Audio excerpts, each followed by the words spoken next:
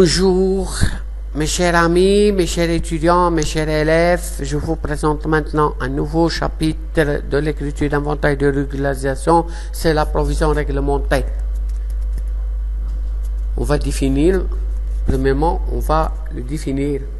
Ils sont constitués en application de dispositions légales et réglementaires permettant à l'entreprise d'alléger le poids de la fiscalité sur les bénéfices afin de s'assurer les ressources internes que l'entreprise épargne en vue d'investir.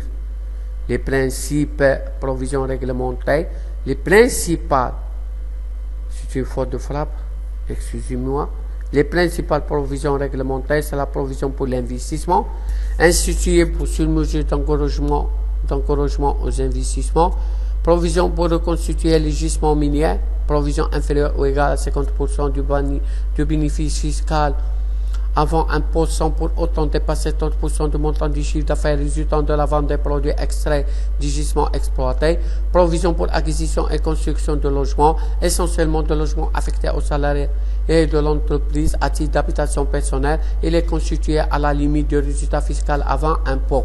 Provision pour amortissement dérogatoire, en particulier amortissement accéléré constitué en vertu du code des investissements à hauteur du double des taux linéaires généralement admis. Provision pour plus-value en instance d'imposition, sursis d'imposition sur plus-value réalisée lors de retrait ou de cession d'éléments d'actifs corporels ou incorporels ou du titre de participation. Les comptes à utiliser, c'est la provision pour amortissement dérogatoire, provision pour plus-value en instance d'imposition, provision pour investissement, provision pour reconstituer du gisement, provision pour acquisition et construction de logements, provision réglementée. Voir le plan comptable et bien spécialement la classe 1. Fonctionnement en cas de constitution, toujours dotation courante aux provisions réglementées à débiter et à créditer le compte concerné. Provision. Pour le cas de reprise, ça veut dire l'annulation ou diminution, on va débiter le compte provision concerné, on va créditer le compte reprise non courante aux provisions réglementées. Ils sont enregistrés au bilan sur la rubrique capitaux propres assimilés. On va faire une application. Nous avons acquis un matériel le 1er janvier 1990, valeur de 100 000. Nous avons décidé de l'amortir à 10%. L'entreprise bénéficie du code des investissements a décidé d'accélérer l'amortissement et l'a doublé. On a dotation linéaire courante de 100 000 fois 10% nous donne 20 000. Dotation dérogatoire non courante, c'est 200 000 multiplié par 20%. À la fin des années 80 et cas, l'entreprise passait l'écriture dotation suivante. On a dotation d'exploitation aux amortissements, amortissement du matériel 20 000.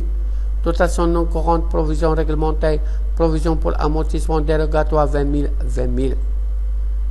Pour le bilan, on a le matériel, son valeur brute, c'est 200 000.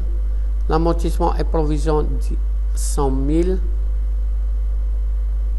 On fait la différence, on nous donne et provision réglementée 100 000. Pour CPC, dotation d'exploitation c'est 20 000, dotation non courante c'est 20 000. À la fin du 5 exercice, l'entreprise passera les écritures suivantes. Dotation amortissement, provision reprise. Pour le bilan, on a 200 000, 180 000 et provision réglementée c'est 20 000. Dotation d'exploitation et reprise non courante 20 000. Merci de votre attention et jusqu'à la prochaine vidéo.